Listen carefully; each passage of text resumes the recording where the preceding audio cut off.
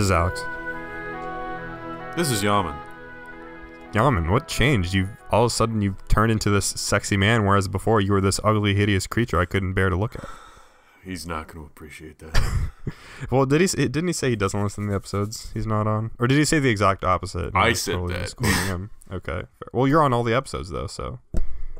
Whatever. No, I said that Yammin doesn't listen to things that he's not on. I was joking, though. I couldn't tell you if he Fair. Is. Okay. We should probably ask him. Anyways, a lot of stuff happened this week. Sort of. Lots of things to discuss. The first thing I want to talk about, and this we kind of got into a little bit of a tizzy this week, is not this week, but today. Bo Burnham, the beloved comedian, former YouTube star, who's just really had a meteoric rise in his career. Really good for him. Can you talk like a normal person, please? I am talking like a normal person, bitch. You're lying. You're not. His new movie called 8th Grade that he wrote and directed has a trailer out, and I thought it looked great. But Patrick hated it, apparently, and so did Yammin. I didn't hate it. So what did you feel about it? I personally thought it was really heartwarming and endearing. I found it pretty relatable. I don't think it was like laugh out loud funny, which I think maybe you guys were expecting. I did not expect that, no. I expected something like... Because Bo Burnham can be like very serious and very funny in either way. Maybe there should have been comedy or whatever, but like... I guess I expected like a very realistic thing. Yeah. Well, realistic in what way? What do you mean? No kids talk the way that this girl was talking. I know people who talk like this, but it's like the people who are attempting to do that awkward impression. And it's never a real person. See, this is the point of contention where I would actually Nobody disagree. like in that I would actually say that my sister is a lot like the kids. My sister and her friends who are actually in 8th grade talk like this. They like fuck around with Snapchat filters. They care about like YouTube personalities and shit I'm talking like that. About,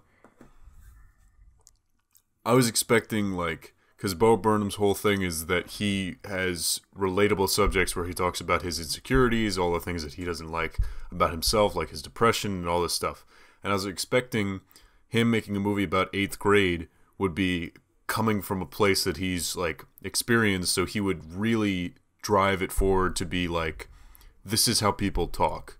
Like, let me think of an example of like a movie where, for some reason, The Incredibles comes to mind because the way they talk in that movie somehow seems so real because the arguments that the parents had were the way my parents argued. Like, people talk in a certain way. Like, another Disney property, I don't know why, but in the Civil War movie, when that Tony Stark and Chris Evans have that argument where he's just like, Tony, every single time, like they have that like real argument where it feels like two people are arguing instead of two characters reciting lines.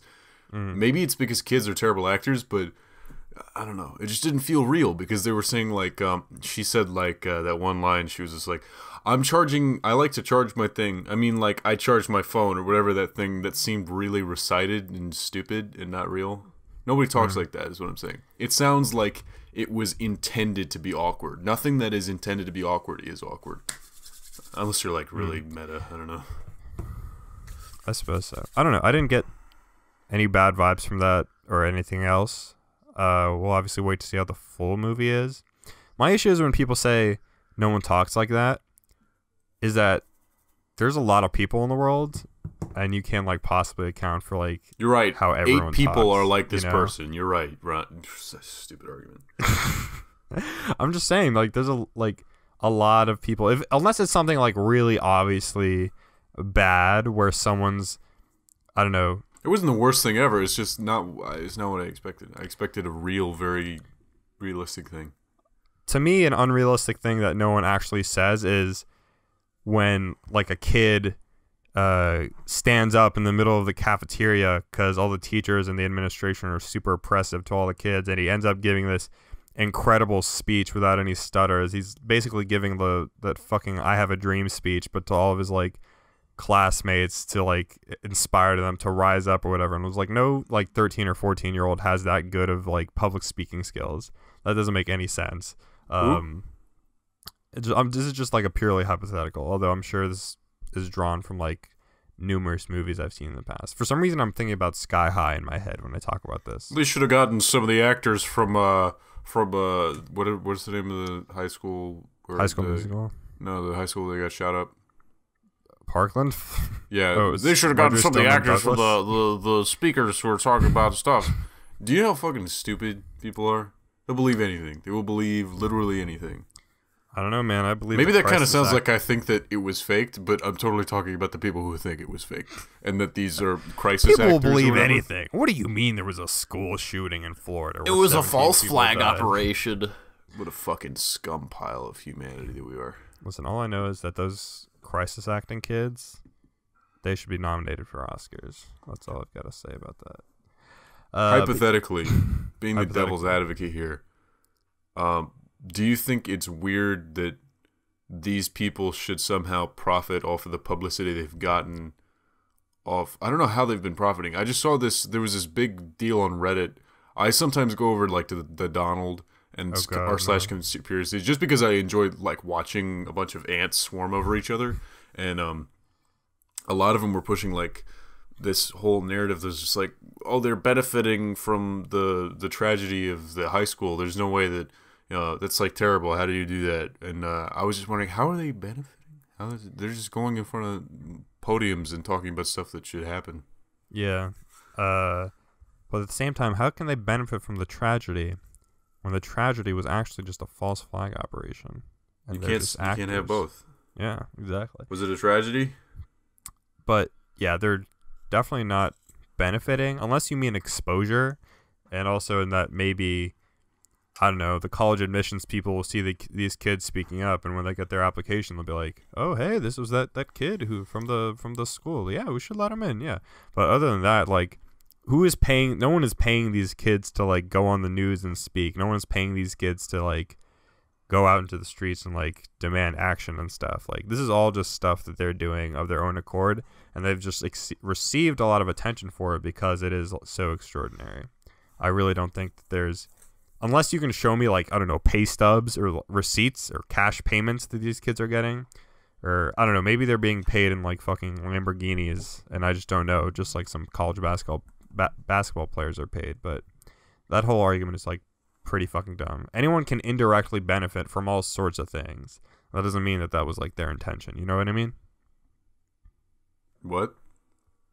Why do I even talk to you? No, I listened to until the very end. I don't think they're benefiting from it. I don't think that was their intent. I see why stupid. Dumb people hear this stuff and believe it. I can see the little thin line made of floss that they drew. Like, I can see why they believe this stuff. Because if you already want to believe it, and they're presented with this little shrivel of this, is like, here's a little tiny bit of a maybe kind of thing, and they'll be like, oh, that's all I needed. That's all I needed. I totally believe you now. It's incredible how much bias will wane an opinion. Even though bias is kind of an opinion. I don't know if I phrased that right, but you know what I mean. Yeah. I mean, I don't know. I remember when Reddit's always kind of been like a shitty place. But I remember way back when there was an Ask Reddit thread that was very popular. This was like in early 2016 or something. And it was like, people who actually support Donald Trump's like candidacy. Why do you? And, you know, that's back when, you know, Trump was still like a joke and no one took him seriously. And then there were a few people being like, he tells it like it is, blah, blah, blah. Basically the worst fucking kind of people. And they were all like downvoted into oblivion. And now being a fan of Donald Trump is like a mainstream like opinion that people actually take seriously for some reason, because we have a reality TV show president and now anything is possible. So all these fucking weirdos and crazy conspiracy people that otherwise would have stayed under the rug or like not come out into the sun, basically, now they're out and like proud and fucking saying all their shit and getting all sorts of attention and like dragging other like helpless, not necessarily helpless, but people that maybe feel lost and that are like easily swayed into like a group think because they want to feel like they belong to something. And that's how their like movement continues to grow and grow. It's kind of like red pillars, like people who like are literally just angry virgins and think women like owe them sex or something for some sort of weird fucking primal animalistic, I don't know, social hierarchy they believe in. There's a bunch of fucking, honestly, it's just a lot of like neckbeardy people. Like, I wish Reddit had profile pictures or like Facebook accounts attached so you could actually like look at these So people. you could fat shame them? Exactly. Well, I can't do that on Reddit because Fat People Hate got banned. I'd have to go somewhere else. Oh, what was it? Hold My Fries or whatever. That was a whole subreddit dedicated to, like, there's Hold My Cosmo and Hold My Beer, which Hold My Beer is just dudes falling down. Hold My Cosmo is girls falling down. Hold My Fries is fat people falling down. It was a very real thing? Yeah, I'm pretty sure it's called Hold My Fries. r/Hold My Fries.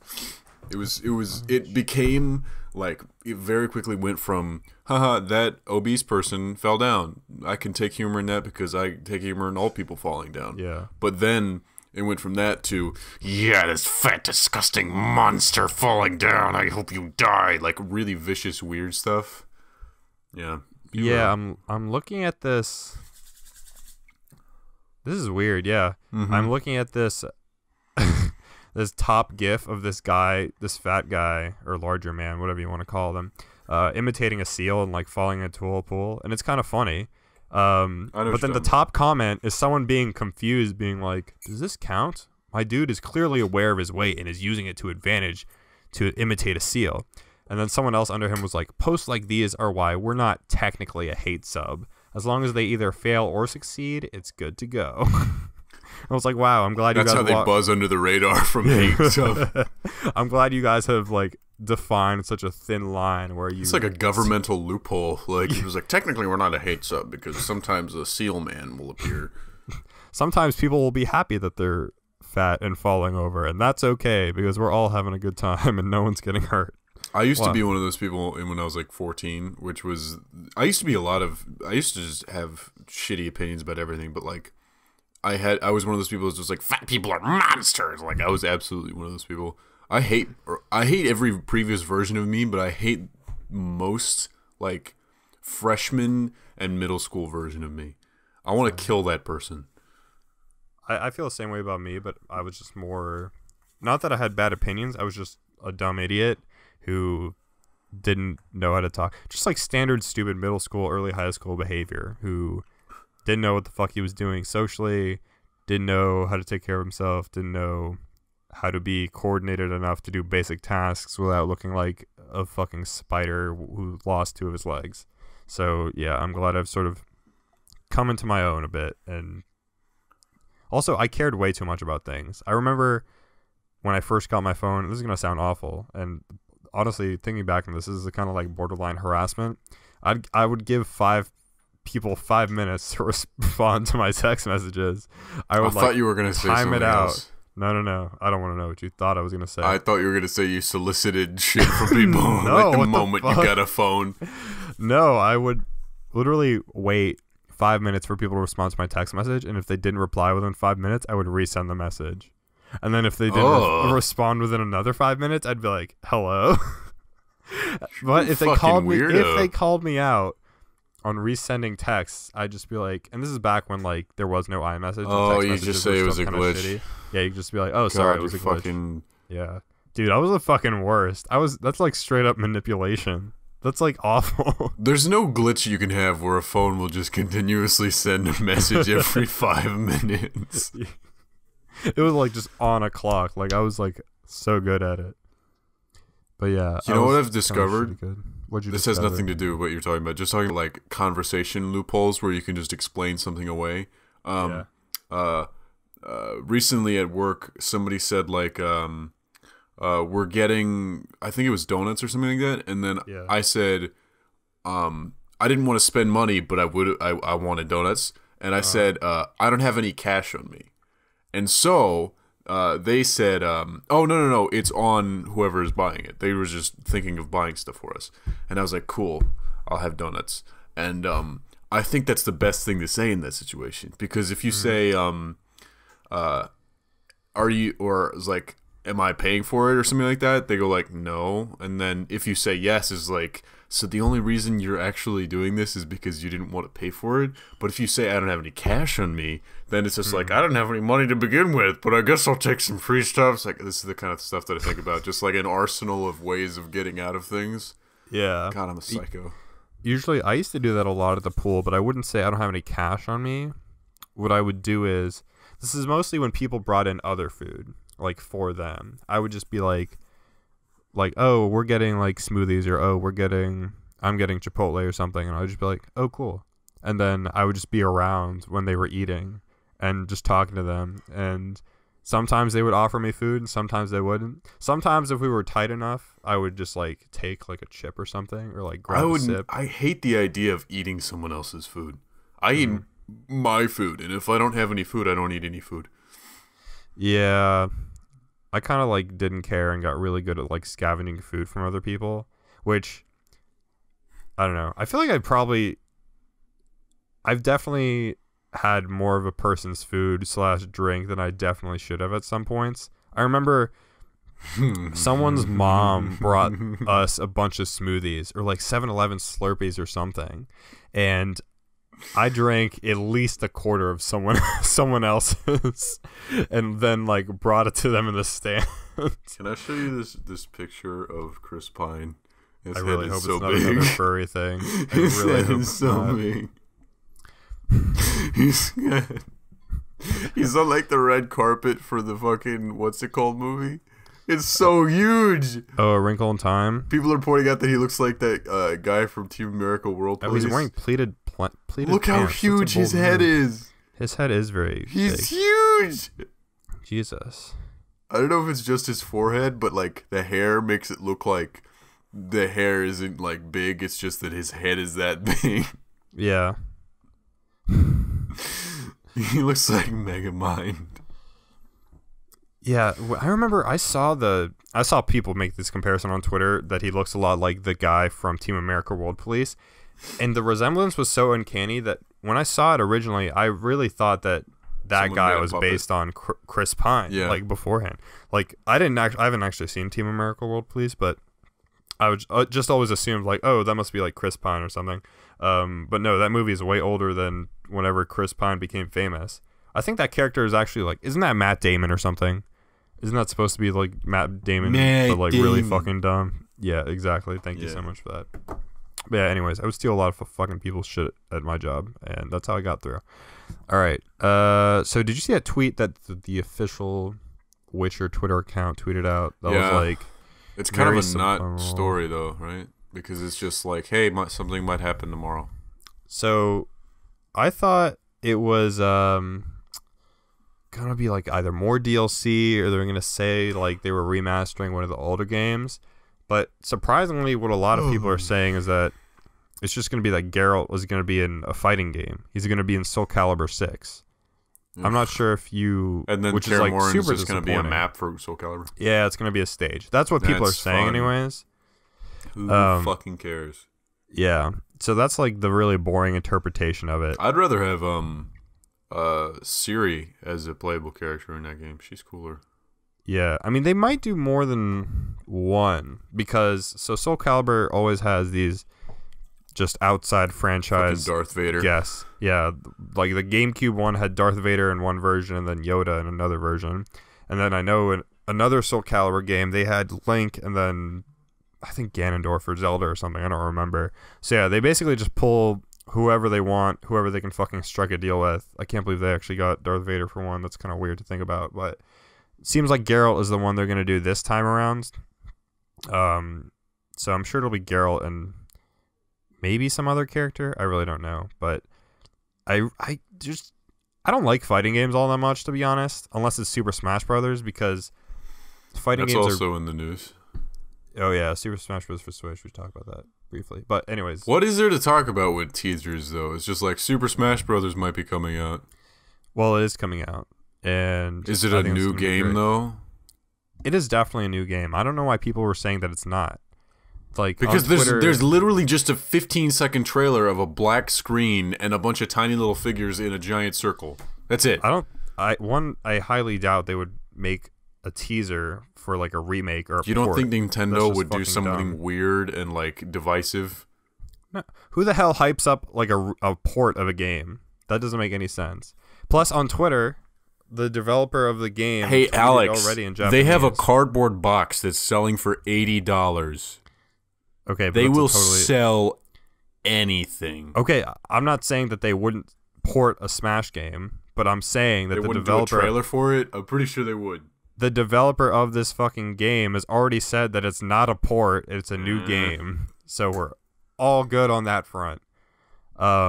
He says he's like still struggling to come up with a name. That's why it just said Super Smash Brothers. But I'm excited to play a fighting game that I can actually be kind of decent at, because normal fighting games like Soul Calibur are really fucking hard to get into because you just have to memorize a bunch of stupid fucking button combos. That's what It's you do in different Super for every Smash Bros. too. carrier. Well, no, Super Smash Bros. Has a really cool universal fighting scheme. Every character has a simple side A, side B, B A attack. You kind of just need to learn one set of controls, and it just reacts differently in a bunch of different characters. That's the cool part. Want to hear my Super Smash Brothers story? Sure. So when I was a kid, I went over to a sleepover, and they were playing on the GameCube. And Yeah. I don't remember which. It could have been just Brawl or something like that. It was one of the Smash Brothers games, and it was like a tournament, and I had never played the GameCube or Smash before, and I ended up being the last one in the thing with this other kid, and he played it all the time, and he was super good at it. He was playing Ganondorf, and I had picked Kirby because I didn't know what any of the characters were, so I picked Kirby, and then I won, and that's that's my story about Smash. I have never played it ever again, because if I do, I'll lose, and then it'll ruin my streak. So you want to know? I'm 1-0. You're for the one technically game that matters. undefeated. You're one of the got best Smash really, players really in the world. mad. He was almost like viciously mad. He was very upset with me. You know, I have another story that's kind of similar to that, but it's not about Smash. I don't want to hear it's it. about Pokemon. Well, too fucking bad. I was at a swim meet. Patrick, I know you did swim meets, but this is when I was much younger. I was a little 9-year-old, 10-year-old boy in a Speedo, and I would plop around the rec center with my rubber fins or whatever, even though they told you not to because you could trip and hurt yourself, which I definitely did. But anyways, I was over by, I don't know, where all the swimmers hang out beforehand, and I met this one kid who was playing Pokemon on his Game Boy, and he was like, hey, I'll trade you this Sceptile or something, which is it's the like biggest evolution of one of the starter Pokemon. So a pretty good Pokemon.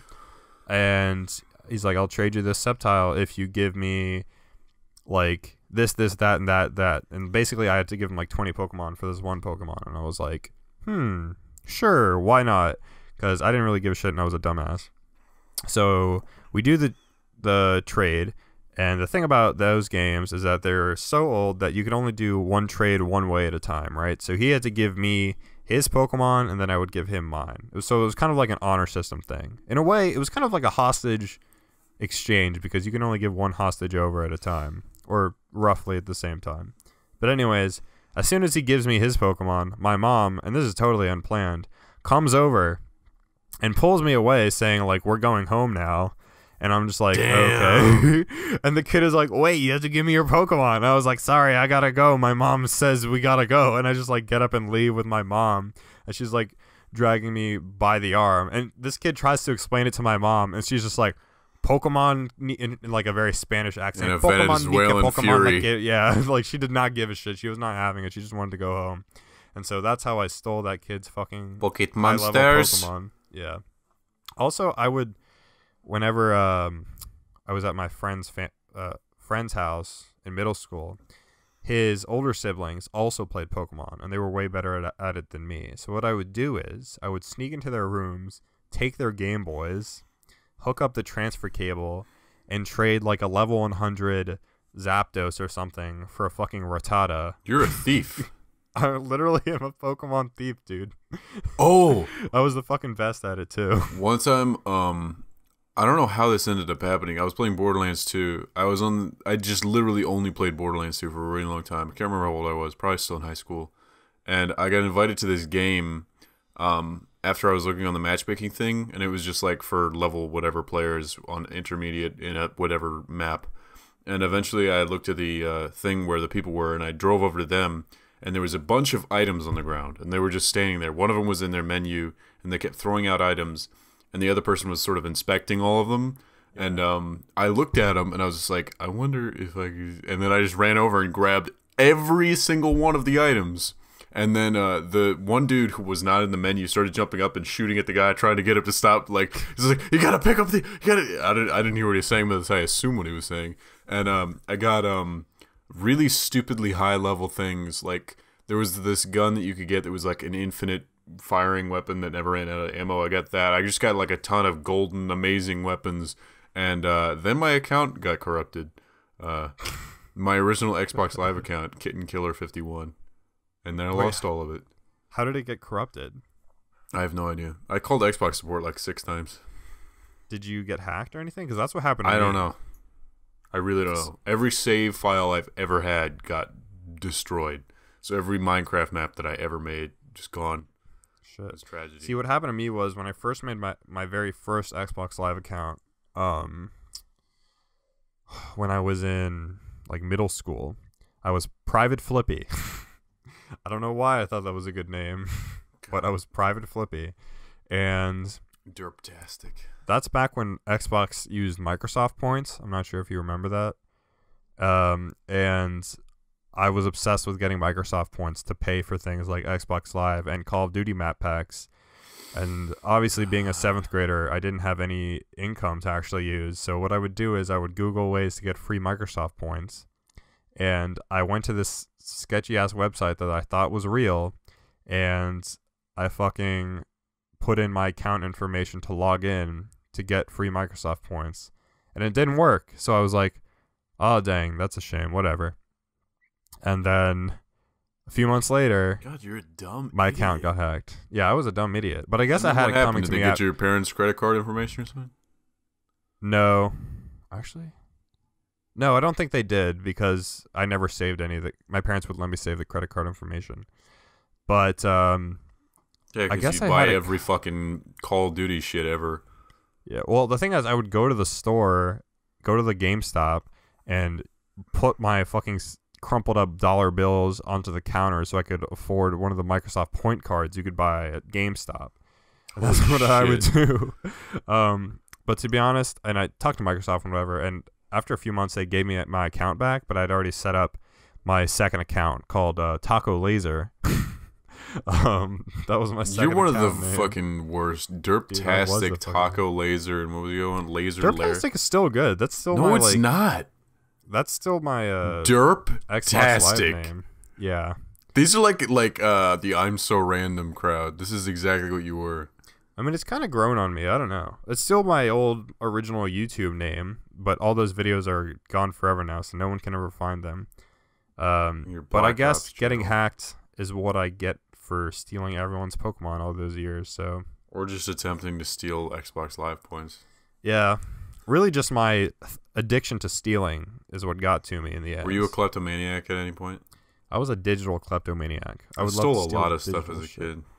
Like from stores? Uh-huh. Oh, I never did that. I was so paranoid that even if I put like a stupid fucking mint in my pocket, that some alarm would go off as soon as I tried to leave the store and someone would tackle me. Oh, there were a and put lot me of in places jail. like that. They would have like Clorox wipes with one of those little bandoliers around it, so you couldn't take it out of the store because people got robbed so much. I mostly just took candy and stuff. I think my friend took a Monster Energy drink. I think the most expensive thing I stole was one of these those jet lighters. It was probably like $15 or whatever. I don't know. Damn, okay. I used all of the fuel in it to light leaves on fire in a parking lot, and then I threw it away. God. I'm trying to think of... Did I ever steal anything physically from a store? I've accidentally stole something from, like, a grocery store. Like, I had some small piece of candy or something that I just that like, you were put eating? in my pocket. Yeah. Oh, you know what? No. You know the bakeries at Safeway and Giant and shit? Mm-hmm. Where, like, you can just pull, like, donuts or whatever from them? I would always just pull them from there. And put them in your mouth. Yeah, I would just eat them. Eat them in the store. You're fucking weird. Yeah, dude. I was never called out on it until like one random lady who was a fellow shopper got mad at me and my mom for it. Because my mom was the one that would just like let me do it. She's like, yeah, just bring the wrapper to the counter and we'll pay for it later. But we did. We did most of the time. But when I went to the store alone with my friends, I'd never pay for it. There was this, the Scholastic Book Fair? Dude, I fucking This was like the first thing I ever took, but it wasn't intentional. I would just get comic books. I remember there was a big thing, and everybody was looking at their different books that they were going to get. Did you ever read the Odyssey series? It was like a kid's version of the Odyssey. I was reading those books at the time. I was having a blast with that. So I got another one of those books because you could get one free book. That was the idea. And then at the end there was like I heard something off in the distance. I heard like it's just like you can get one, and then my brain interpreted that as I can take one of anything for free. And so I went up to this big bucket full of eraser. Because there was the class was leaving and I had no time, and I grabbed a handful and I was just like, this counts as one, and I put him in my pocket. And then later on the teacher came out to me in the playground and I had this weird bulge in my pocket full of erasers that I didn't even want but I thought I would have for fun. And the teacher was just like, did you take those? And I was just like, yeah, because they said I could. And then he was like, who said you could do that? And I got a teacher in trouble. Wait, how did they get in trouble? Because they apparently had told like 3 other kids that they could take one thing. And I took 87. You're like that motherfucker who ignores the please take one rule at Halloween candy bowls. And I did that all the time, and I was in high school when I did that shit. I would walk around neighborhoods with my friends wearing masks and stuff and steal candy. But God, yeah, I almost gave. I think I was responsible for the meltdown of an actual elementary school teacher. I can't remember what his name was. His name was like Mr. Bill or something like that. And I had math with him, and I went home one day. And there was a little system of like, you would get a grade for the day of like, oh, Billy got a green today. So he was really good and he did all his work and he ate his lunch and he did all this stuff good. And if you got a yellow, you were like, oh, okay. I mean, you could be doing better. And then red was like, you're a fucking idiot. Like, you're an asshole kid. I would get red every day. And then I would go home and I would tell my mom I got a green every day. And then one time my teacher was just like super mad at me and he ended up yelling at me and I cried. And then I came home and my mom asked me why I was crying and I said, Mr. Bill tied me to a chair. And he turned the chair to make me look out the window while the other kids were playing during recess. And I had this teacher for like 2 years, and I was like in 4th grade. I hadn't had him for like 2 years in 4th grade, and I was doing terrible in math. I really sucked at math. I had like I'm pretty sure I have every version of ADD, like all the attention problems that you could possibly have as a kid. Not surprising at all, I know. And I had to stay after during the summer for this course to learn math better because I sucked. And he taught the class.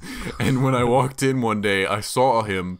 And I started beaming because it's like, I recognize this person, and I didn't realize that I had tortured him for so long because he got pulled into like meetings because of the things that I said about him. Yeah, I was gonna ask, like, did he ever like get in trouble for I don't know shit? why I was such a compulsive liar as a kid. I still do that a lot. I lie a lot, but like small lies. But I got him in so much trouble, and he ended up having a nervous breakdown like 2 years after I left. I don't know if I caused this. God. Yeah. So he had a nervous breakdown like at school. I was a fun kid. God, that's fucked up. I remember, I'm not sure if you remember this Drake and Josh episode where Megan puts some sort of glue on the chairs, like in the kitchen where Drake and Josh sit and are eating or whatever. And then as soon as they stand up, like the chairs are stuck to their butt and they're just like standing up, and it's hilarious. Did you do that to someone? Yeah. In the 2nd grade, me and my friends thought that was the funniest shit in the world. And so we thought, and we were working on some sort of arts and crafts project. So everyone was moving around the room or whatever, because arts and crafts time is pretty loosey-goosey. So what we did was, well, it was really me. I think I thought it would be hilarious. My friends tried to talk me out of it because they were like, no, you'll get in trouble, but do it because it'll be fucking hilarious. Is I took my blue Elmer glue stick and rubbed that shit all over this poor girl's desk, and You're a monster. not her desk, but like the seat of her desk, thinking that it would work the same way. But it didn't, It just and ruined her instead jeans. the girl was just like, why is there glue on my seat? You're an idiot. And everyone was like, what? And then there's me laughing in the corner of the room, thinking it's the funniest thing in the world. So the teacher knew immediately who it was, and I had to go clean it up. So whenever someone tells you that TV and movies don't influence the youth, they're lying. I just thought of another thing that I think might be somehow terrible. Wow. So there was a prank day when, I don't know if it was it was like, what's the prank day? April Fool's Day? April Fool's Day. That's in like 2 weeks. Yeah. And one day, I can't remember which class I was in. I was in like fourth or third grade. And I didn't have Mr. What's his name yet. And it was in one class, and this person said, is like, we're getting 2 immigrant students from Saudi Arabia. And I was just like, I don't know what that is. And then I continued coloring and like being dyslexic. And the 2 kids walked in, and they were very obviously white because you could see their nose and their eyes, but they were wearing burqas. And or I don't know if that's the exact word, but they were covered completely except for their nose and their eyes. And then they both sat down, and everyone in the class started poking at them and like pulling at their garb. And the teacher walked over to them and was obviously, this is the prank that they came up with, by the way, which is, these 2 students aren't from Saudi Arabia. They're just friends of ours, and they dressed them up in that garb. I don't know where they got it. And they sat them down, and they treated them like they were idiots, like they couldn't speak English. They were like, and this is an apple. And it was just like the entire class, they did that. I can't believe I forgot that. That's amazing. And eventually at the end of the class, they took their hoods off, and then we all clapped. And I don't remember ever considering that funny. I just thought it was just like, is this the prank? Where's the rest of the prank? That wasn't funny at all. And you were trying to prank the teacher or something? No, the teachers was in on the prank. That was the prank. Oh, geez. It was so stupid. That is pretty fucking dumb. And it's also weird that It's everyone weird. claps at the It's end of the very prank. weird. Like, The whole idea bravo, of it was weird. job well done on that prank, good sir. Cultural theft. It's like when people clap at the end of like a I flight. hate clapping like, in general. Like, clapping is okay in situations that actually call for clapping, like Clapping a is live never stage okay. performance where the people are actually there to see you clap. But for things like movies or even flights, like, I don't think you need to clap for that. I think only- that banging yeah. your hands together is the most Neanderthal fucking thing in the world, and doing it regularly is stupid. I think I would be so curious to learn about the origins of clapping. It's the same Just, like, thing. Well, culturally. you have like in Parliament in Britain, you have like people who go like, yeah, yeah, yeah. It sounds even more stupid. So I guess this is like somewhat less stupid. It's just making noise of like, this is answering in the affirmative, or like this is positive. I don't know how to. What would be negative of clapping? Boo. Boo. Yeah. Boo. Oh shit. I remember when we were learning about poetry in English class or whatever, and we would all like write poems or some stupid shit, and my teacher was like, so for poetry you don't clap, you actually snap your fingers like this. And I was the kid who didn't know how to fucking snap or whistle or do Jesus anything with their Christ. body besides make like a hot dog like bun with their tongue. But eventually I think snapping for poetry is like whatever. I could give less of a shit. But I learned to snap by, I couldn't get enough friction with just like my middle fingers like this. I would have to like slide my thumb across all 4 fingers to get enough You're friction fucking to stupid. make a noise. So I look like some sort of weird fucking crab trying to like You're fucking snap. Zoidberg. Yeah, like I've got like that's like a machine You're gun. fucking Zoidberg running around glue sticking people's chairs and snapping like an idiot. It's like burst fire snapping like M16. There we go. 3 snaps at once in like 1 second. So that's how I learned to snap as a God, kid. you're stupid. I really was like a dumbass. I was also a dumbass because I grew my hair out and thought that was cool, but I cringe every time I see that. I grew my hair out to the bottom of my ears every fucking year, and then my parents would make me cut it, and then I'd grow it out to my ears again, and I never fucking did anything with it other than just pull it right down to my eyebrows and be like, this is comfortable. I don't know why I did that. Same. I would get it down so low that like my bangs I could like see in front of my eye, but it was the most awful, sweaty, just greasy in general. It's just a too. gross way to keep your hair. That's Yeah, why I cut all of it off on the sides and the back. Yeah, same. I used to be like really sensitive about having short hair because I had like a lot of like forehead acne. Yeah. But now I don't give a shit. I don't really have forehead acne anymore. And actually, it's a lot better to have short hair to help with that sort of thing. Mm-hmm. And also, I'm just comfortable all the time, and I don't care. So it's great. Definitely one of my biggest life improvements, I would say. All right. Moving on from our youth. As you know, this just happened last night, actually. Amongst Stephen Hawking has died. Yes, he died. And Patrick, before this call, I said I this hate show Stephen started, Hawking. Yeah, you're right. You got me. He said Stephen Hawking. I don't know. I vaguely remember you saying something that like Stephen Hawking I said was a Nazi and that You're right, you wished got he me. would burn in the ninth circle of hell. You were really specific about the ninth. when which is the I'm deepest at circle. work, I think about stuff a lot. I'm not. I mean, do you want to say anything specifically about Stephen Hawking dying? No, keep going on your point. I was just gonna say, like, on the concept of death in general, like, I find it weird that we consider it sort of taboo to talk about death, as if it's like that's the most interesting thing there is, surely, right? Yeah, I mean, it's kind of like an existential dread thing where if you think about it too much and like really think about it, you can just get like really depressed. Like I know some people, one of my friends in high school had like kind of like a lot of like underlying issues from their regularly happy persona, but they would tell me that they are just incredibly depressed because they think they could die like at any moment, and like what's the point of like living life and stuff. And they would just, you know, lay that all out on me, a 16-year-old who barely knows how to do anything in this world, and I'd just be like, yeah, man, well, it's more about the journey than the destination, and I would just try to be like the world's fucking dumbest teenage therapist there is. But yeah, death is kind of just this bigger concept to think about, in that, you know, it's kind of weird Do you that think as people a should society, be allowed to die whenever they want, yeah. no matter what? Well, actually, I want to walk that back a little bit. Why?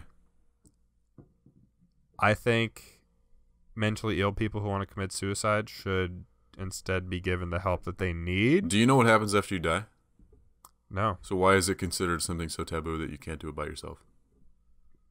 because we don't know what's after death. That's what makes it so taboo. It's like You cease to exist in the only world that we know of. yeah. So that's why I think. So that why not think of it as like stepping through a door that Because we maybe the can't door see leads to- the other side of?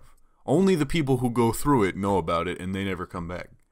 Because maybe there's nothing on the other side. There's like I'm not saying that there is anything on the other side, but surely the only way I just like I think about this a lot, and like death I find it really hard to imagine. I don't really think that there's any kind of heaven or anything like that, but I find I can't actually imagine not perceiving anything or not sensing anything or just not existing. I just can't imagine that because I'm not capable of it. But I don't even think that if I was smarter, I could be capable of thinking about what it would be like to not exist. I just don't think it's physically possible for people. But like, God, that's so interesting. It's like having a door, and everybody who goes through the door never comes back, and no one has any idea what's on the other side of it. And it's been made illegal to walk through the door of your own accord. You could only walk through the door if you've been around in this room long enough. And then you're allowed to walk through the door. Because it's normal that people who have been here that long walk through the door. And also, people who do terrible things, we send through the door.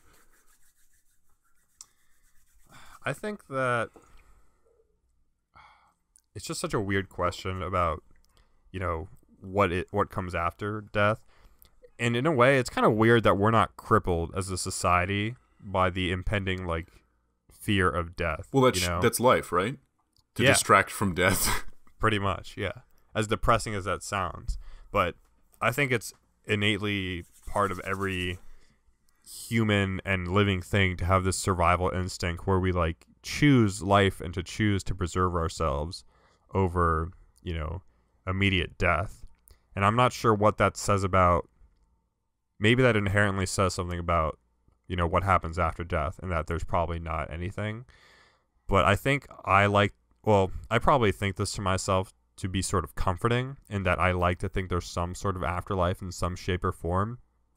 I wouldn't say it's exactly heaven and hell or whatever Christianity likes to think are the other religions. I really don't know.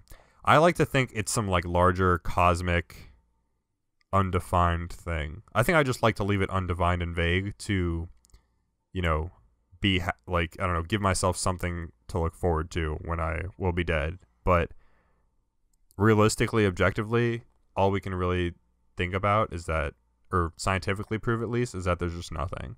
I think everyone that has died, right, and has come back has just been there's nothing.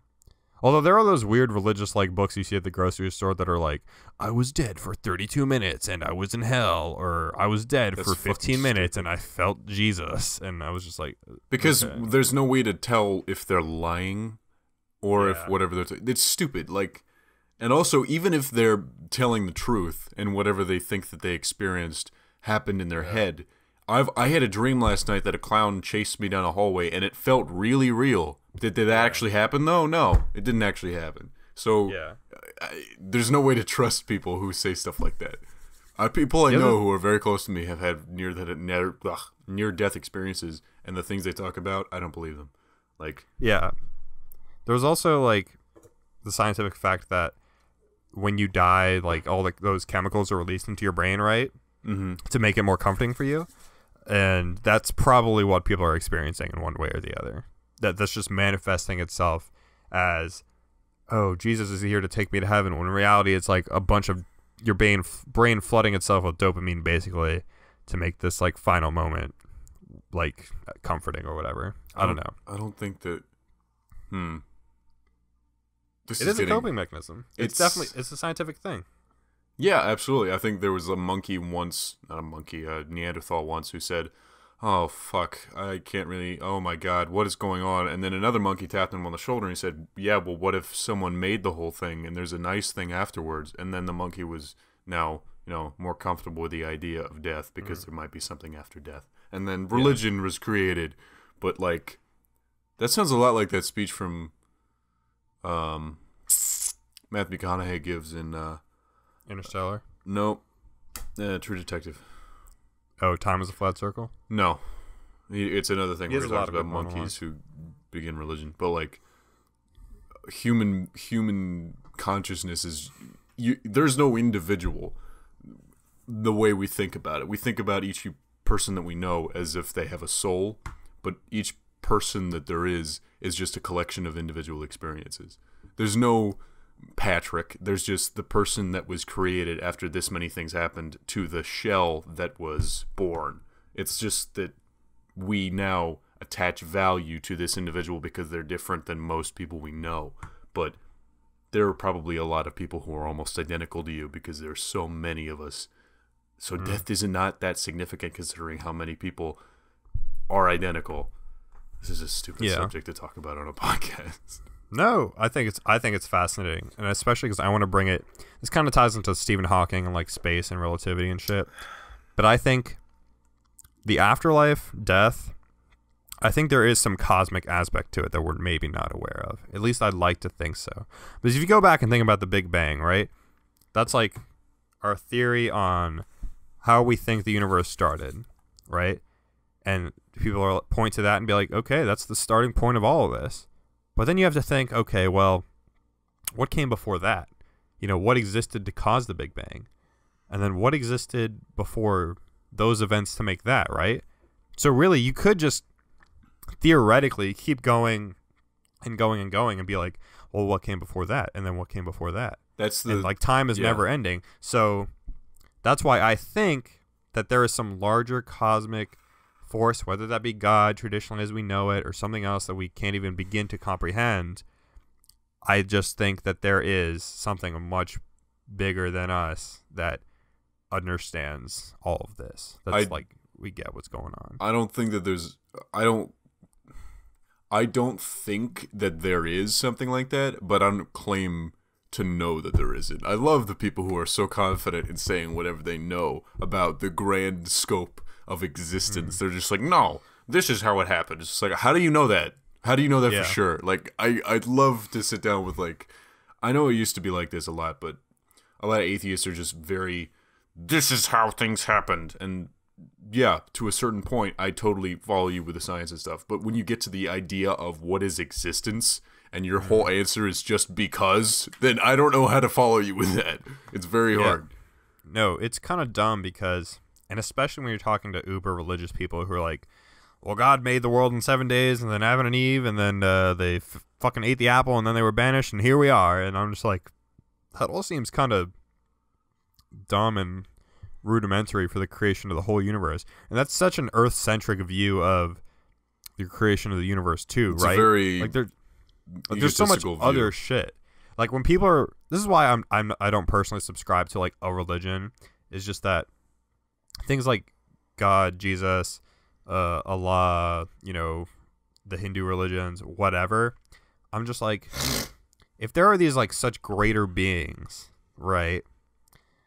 Why do they all feel so Earth-centric? You know, why don't they address the larger galaxy, the larger universe? Because they're so old. You know? They were created in a time where we only thought that this was the planet that mattered. Yeah. Unless maybe like those gods or beings were just like, okay, you guys are barely understand like the concept of a god existing. I'm not going to bother bringing in the fact that, you know, there's multiple universes, dimensions, and like all this other shit that maybe exists. Oh, maybe I don't even consider for a moment that any fucking being touched down and gave a scripture to some idiot on a hill. Like, there's no way any of the stuff that is in the books that we have today hasn't been rewritten by every king and monarch in history to benefit them in some way. There's no book that exists that tells the great story of some benevolent god and his son who came down and did only good things, except there's a fucking ton of bad shit that happened in the book. Anyway, like, I think that old stuff is treated as, it's like, well, I mean, it's old, so why would it be terrible? I mean, it's like ancient. We've been living this way forever, so why change? And then when Scientology is brought up, it's a stupid idea. It's very stupid. The way they do things is very weird, but it's immediately shot down because it's new. You can't have new stuff. What are you talking about? Dave can't be your god. He's Dave. He's still alive. Exactly. And that's why I don't think the Bible or like a lot of these other religious texts are these infallible works that God has brought into existence through people on Earth, because they have all sorts of weird, incredibly dated shit in them that I don't think God, if he truly was this like all-loving, merciful, benevolent being, would, or even if he was an apathetic God, why even make these dumb rules like gay people are an abomination, or if he didn't you can't care, sew and this was cotton truly and just linen together or else you'll go to hell, or for our Jewish people, I guess, you can't eat pork or this part of the pork, or you can't have these things touch each other in this certain way, or else you go to hell. Specific documentation of rules that makes almost no sense. It makes no sense whatsoever. So why would God even concern himself with that? Like, it makes no sense whatsoever. If he is loving, as you say he is, then none of that shit should matter.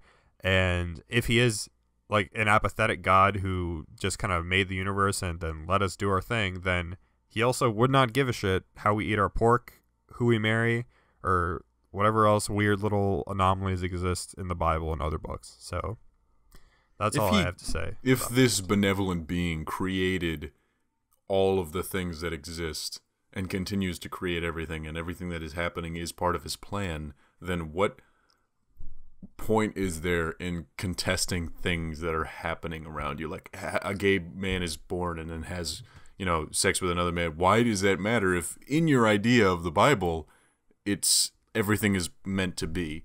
It's just a bunch of bullshit. It's so annoying to talk to these people because they've just been holding a book and it's just like, well, I mean, this is it. This is just all I have for you. There's no like argument to be had. This is the thing that I believe, and there's no way you can convince me otherwise. Yeah.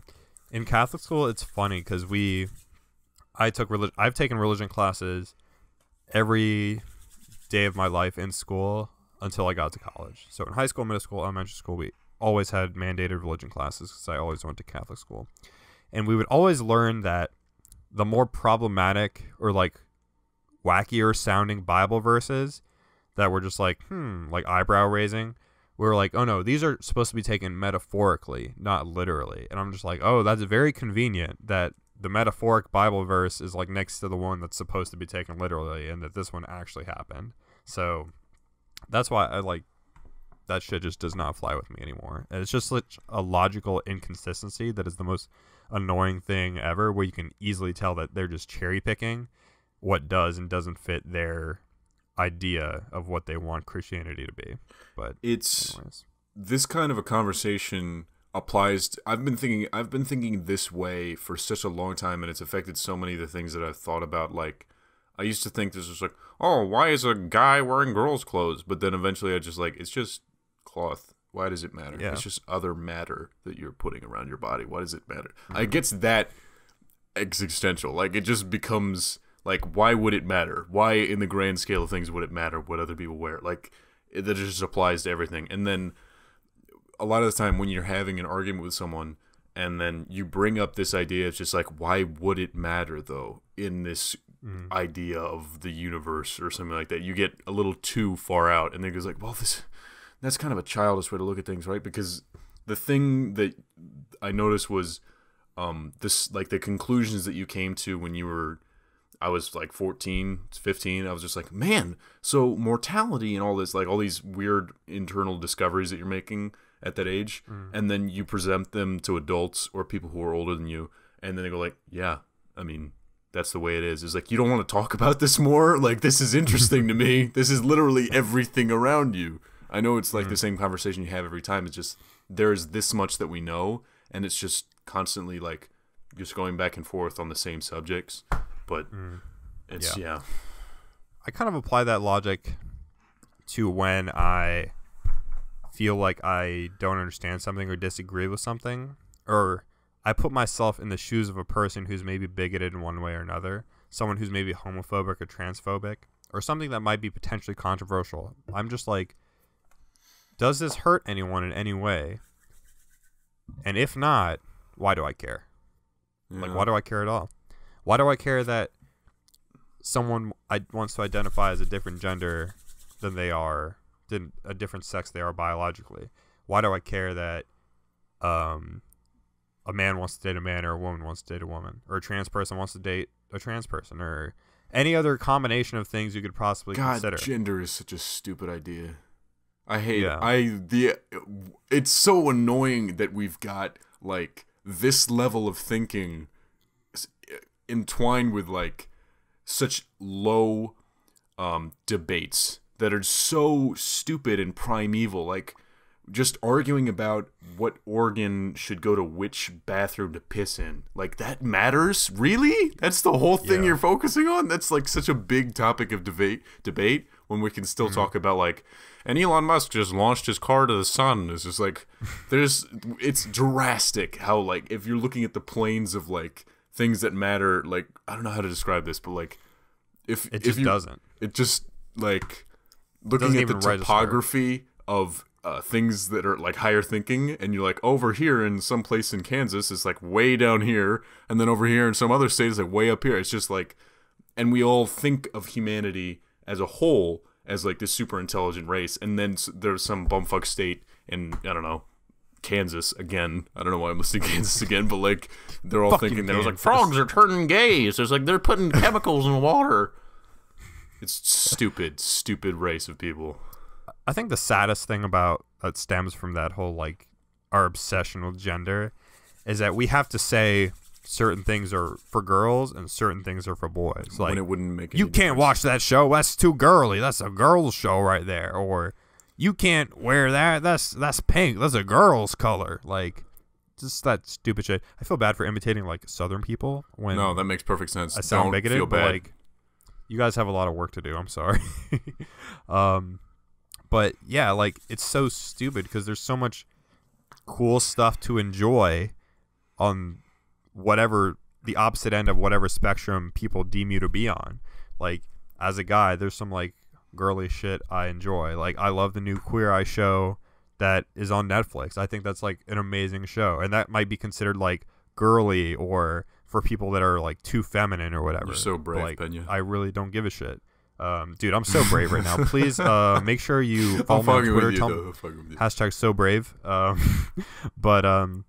Yeah, or like if a girl wants to play sports or whatever, but people are like, oh no, that's not like a girl's place, you know, that's not like a lady's place to play football or whatever. But I'm just like, who cares? Just like let people do what they do. Let them enjoy themselves. And people say like, oh, there was this. I remember seeing this somewhere like, oh, in the future, Tumblr's just gonna have us all be gray blobs, genderless blobs. it's like, why would that be bad? Why can't we just be like the green men? Like, not the green men. That's not the right word. Like, little gray aliens that have no discernible gender. Why would that matter that much? Just like beings, and then we all go out into the universe and find the mysteries and stuff instead of like doing this weird circle jerk on this stupid planet that we can't leave because we're too obsessed with who's going into what bathroom. That stuff is so pointless. Gray blobs. It's inherently a human issue. I think we obsess ourselves with stupid shit because the Fairly Odd Parents, and this is one of my favorite episodes of TV ever, did an episode where Timmy wishes that everyone is just like a gray blob, right? Everyone is like the same. But then he wakes up and he's like, wow, this is great. Everyone's exactly the same. I'm not going to get bullied anymore. But then instead of picking on people's race or gender or whatever, people are like, oh, you're not gray enough or you're not blobby enough. Like, that's the point of contention. They literally start fighting about like how gray and blobby you are. It's to like be like some sort of status symbol. It's that what the same fucking A.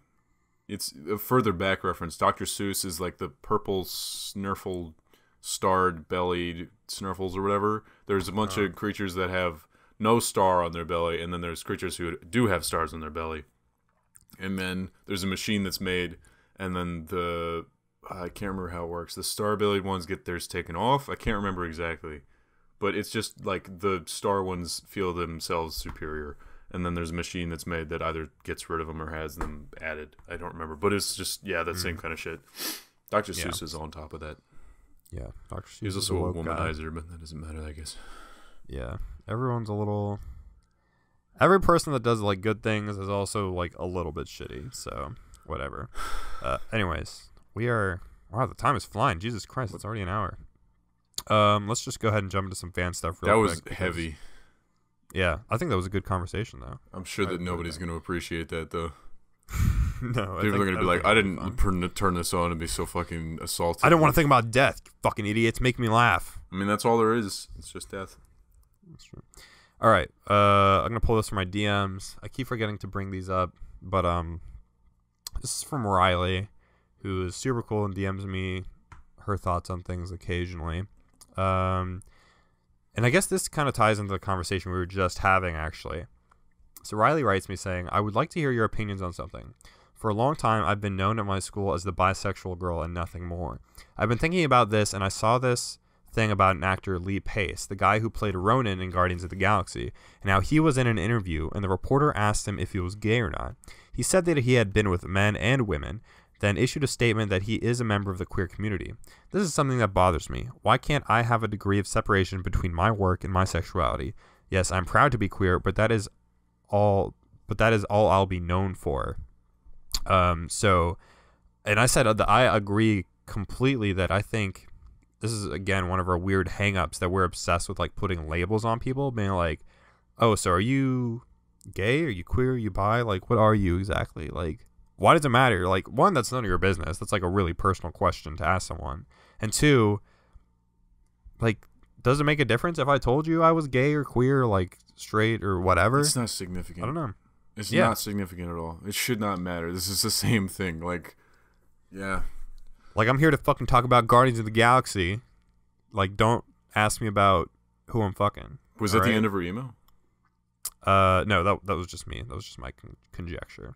So yeah, it's pretty dumb. If people are hung up on your sexuality or some other aspect of your private life, then they're an idiot. It's not. It doesn't matter. Yeah. Yeah. And really there will always be people who are like, "Ooh, you're this." It's like, "Whoa, that's interesting." And those people are just as annoying as people who like hate you for it, because, well, I mean, to me at least, because it's just like, it doesn't matter. Why would it matter? Just leave me alone. It's not that significant. Yeah. All right. This is an email. This one's from Liana. Hey, Prude dudes. I've got a quick question. For those of you in college, how did you decide on a major? Did you always just know what you wanted to study or decide right before entering college? Love the podcast. Keep up the good work. Thank you. Well, Yama's not here, our resident collegiate expert, but I can speak for myself, I guess. I've probably talked about this before, so I'll keep it brief. I remember I wanted to do computer science, and I wanted to do like video game stuff like Yaman's doing now.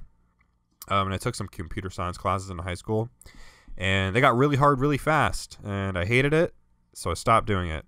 And then I decided to study journalism because I wanted to write about stuff I liked. I think at the time I was really obsessed with phones and tech and shit, so I was just like, oh, I want to work for The Verge or something and write about phones for a living. But then that changed to movies, and I wanted to be a film critic, and now all I want to do is like politics stuff. So I think the best thing about journalism is that it kind of changes with your interests. You can kind of just write about or cover whatever you think is the most interesting thing, which makes it super versatile, and I really enjoy that aspect of it. But I think the biggest question you just got to ask yourself is, find something you enjoy. It's okay if you don't know right now. Try a bunch of different things out like I did. I was lucky I landed on something pretty early, but really just, throw yourself into whatever you think might be remotely interesting. You like finance, you like computer science, you like art, just go for it, dude. That's all I gotta tell you. Experiment, see the world. Life is too short. Death is coming for you at any moment, as we discussed. All right. This one, let me see if I can pick a lighthearted one real quick. All right, this one's from Abram from South Africa. Sweet. Since you guys were talking about music, can you give us 3 artists you listen to? Also, if Yammin could call Patrick a pose for me, that would be great. Pussy. I don't know. Oh, a pussy. In Afrikaans. Okay. Oh, interesting. All right, I'm gonna save that because Patrick, you're a pussy. Yammin's not here. We missed so much shit. All right, Patrick, what are some 3 artists you would recommend to people? I would recommend, or that you listen to. That I listen to? Yeah. You always post screenshots of what you're listening to on Instagram and stuff, so probably pull from that. Gold Link, John Denver. I say John Denver, that's just because Country Roads is stuck in my head. Yeah, Gold Link. Eugen Blackrock, I believe her name is Eugen. But she was on OPPS, which is the same thing I keep fucking listening to. So fucking good. I went after I listened to OPPS, which is a very like a heavy like song, and super like it's like a workout song. It's like really fast paced. And then I listened to her other stuff, or a guy, I can't remember if it's a guy or a girl, and it's really slow and like not what I was expecting, and I was kind of disappointed by that. But I guess her music is still really good. It's just like, I don't know, maybe it influenced my taste in her music by listening to that first because her verse in that is probably my favorite in the entire song. And I made an edit from Iron Man for it. Yeah, stupid. But yeah. Fucking edits. What about you? I would say, to be honest, I don't listen to a lot of super not popular music just because I don't have time to like discover more music, you know? That's the sad thing about being busy all the time, is that I just don't really have the time to look into this sort of shit. So I'm going to try and be as obscure and as cool as possible. I'm going to say I really enjoy listening to fuck, they were just here. Electric Guest is really good. They used to be not very well known, but then they have that one song that's in that like Volvo commercial or something that's really blown up. So I guess people know about them now. I really like. I can't believe this shit. I've just started listening to the Wu-Tang Clan, actually. Like starting to actually really get into the Wu-Tang Clan. So I really like them. Is it because Martin Shkreli? No, they were in some like video game or something I was playing, or some video, and I was like, oh, I really like dig this. So I looked up the song and I really enjoyed it, and then I just started listening to the other shit. And I started listening to Run the Jewels because of the Black Panther soundtrack. They're really good shit. Yeah, I was lucky enough to find Run the Jewels early-ish around their second album. I don't remember what I found them on exactly, but I really like them still. And the other thing I would recommend is Amine, who's a lot more popular now. He did that song Caroline that was huge like 2 summers ago. That annoying song. Yeah, but he has a full album out now. Got ruined. Yeah, and I saw him on tour, and he's great. His full album is great. I highly recommend it.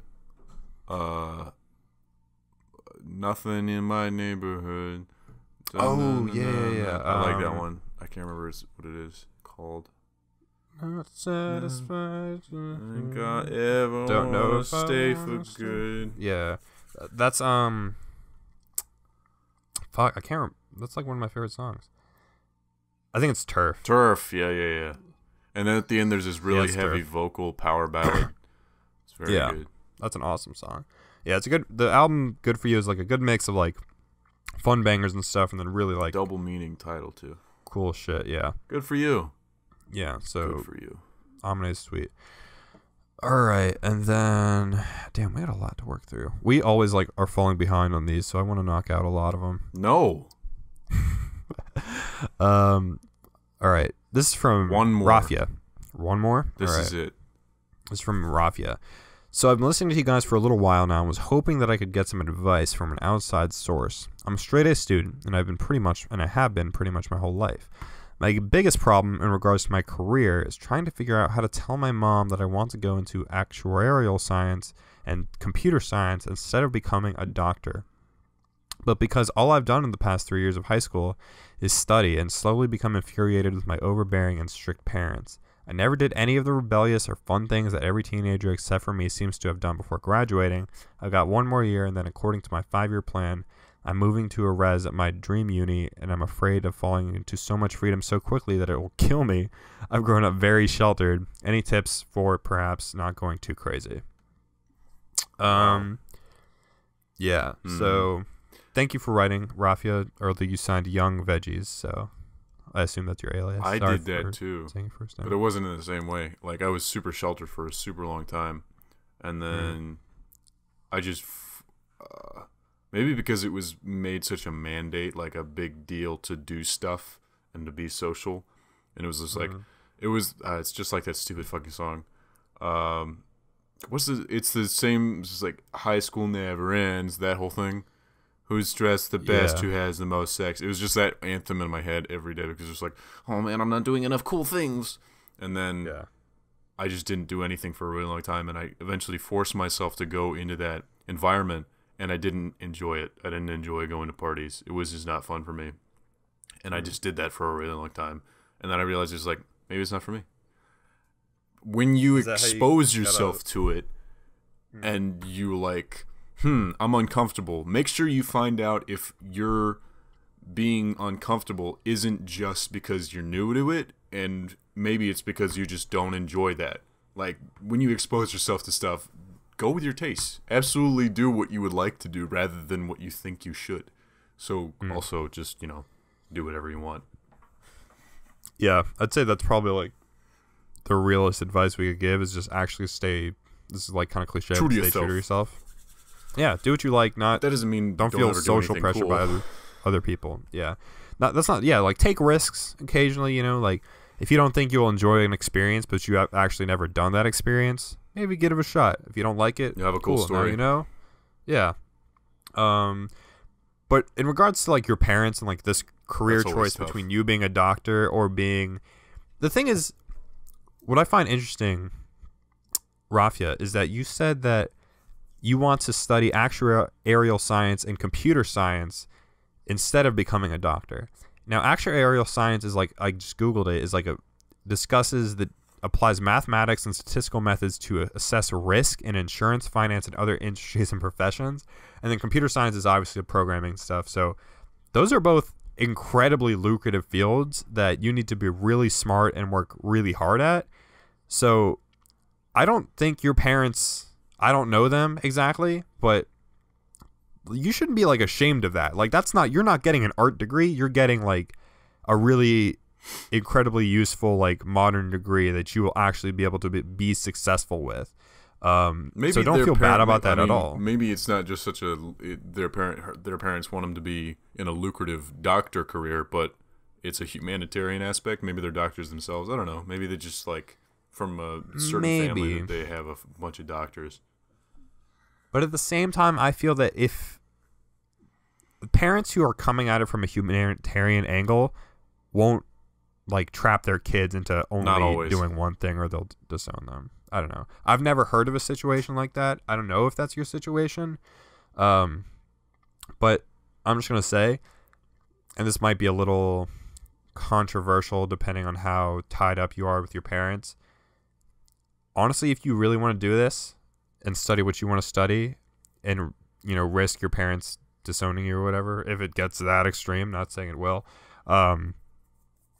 you are studying something that's lucrative enough where you can take out loans now and not worry about that later. Like, you're not going to be broke. You'll probably honestly be making six figures, if not close to that, right after you graduate. So if you need to take out loans to finish university, I would say go for it. The only thing is, in the meantime, is, yeah, that is a very controversial thing to say, Alex. It is You're incredibly assuming controversial. that she has a job lined up at the end of this college, career. Well, I'm saying that statistically, the career path she wants to go into is not a risky one. It's a very advantageous one, actually. So, like, it's a great choice to, if you were going to do this and like set out on your own, like, you are going to be okay. Honestly, you are more likely than not going to be okay. So God, I just want you to know that at the end of it all, you're going to be okay. You're going to have a good time at university. I wouldn't worry too much about having too much freedom. Ease yourself into whatever you're comfortable with. Try things. Don't do crazy shit like heroin or whatever. Don't do heroin, but I mean, do some crazy stuff. Yeah, I don't know, go streaking if you want. I know that's a thing at some colleges. But go to parties, meet people. If it's not your speed, don't worry about it. You don't have to do it. You can meet people in other ways, clubs, things to care about.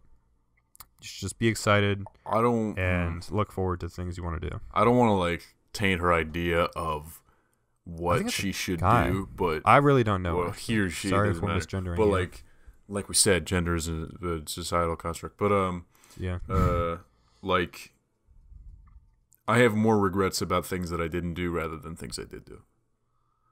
I don't know why, but like that's just me. Maybe that's just because I was brainwashed into thinking I have to do the most all the time, no matter what. But try something. If you don't like it, don't ever do it again. You don't have to, but give stuff a shot. Yeah. And if you're worried about having too much freedom coming from a very strict environment, you already have the mindset of a strict strictly guarded person. So it's not like you're gonna walk out of your dorm and grab somebody and like strangle them to death. You're gonna be fine. I actually just looked up the name Rafia, and it is a girl's name. But not only that, it's a Hebrew Jewish name. So a previous discussion about religion, I hope that didn't bother you too much. So I can kind of understand where you're coming from more now. If you come from like a conservative Jewish background, and I don't know, maybe your parents are doctors themselves and want you to do that sort of thing. But everything I said still applies. And everything Pat said also still applies. Like, just really try to give yourself as much freedom in your own space as you're comfortable enough to give yourself. All right. And with that note, we're going to close it out for the week. Thank you so much for listening, guys. Hey, make sure you fucking go to iTunes right now. I think we're 1 or 2 reviews away from cracking 50 reviews. So go to iTunes right now. That one person who thinks that, oh, I'll review it later, or I'll just remember to do this later. No, go right now. Open up your podcast app. Go to the Prude Dude store page, whatever. Give us 5 stars. Really help us out. Leave a funny review. We will read it. Someone left another one about fucking fist fighting or something. I don't know if read it. Hang on. Let me see. It was pretty funny. There was the copy pasta about the B movie, and then the copy pasta about Darth Plagueis the Wise, and I appreciate both of those a lot. Who left the reviews? Here we go. This review is from Patricia Garfunkel. For anyone concerned about hand-to-hand combat, put your mind at ease. While this is small, a person with proper training can kill with this. If I slipe your bicep just above the inside bend of your elbow, you won't be punching me with that arm. If I follow that with incision up or down your arm to a pulse point, you will bleed out. This is the perfect tool for disabling an opponent at the Achilles tendon. Insert between the phalanges, twist, and slice. That hand will never make a fist again. Wow. Did they give us 5 stars? Yeah, they did. Do they know that we're not a fucking ultimate fighting podcast? We are now. So if you want to have your review read on the podcast, make sure it's as good as that one at least. If you want to follow us on Twitter, I'm at AlexPenna97. Patrick is at PatrickCharlotte05. And Yammin is at its_Yammin. Tweet at him to fucking remember to be prepared for this shit. And if you want to follow us at our Prude Dudes accounts, that's at Prude Dudes on Instagram and Twitter. If you want to email us some shit and stories like these other lovely people have, that's prudedudes@gmail.com. Anyways, guys, we'll see you again next week. I'm Yamin. Goodbye.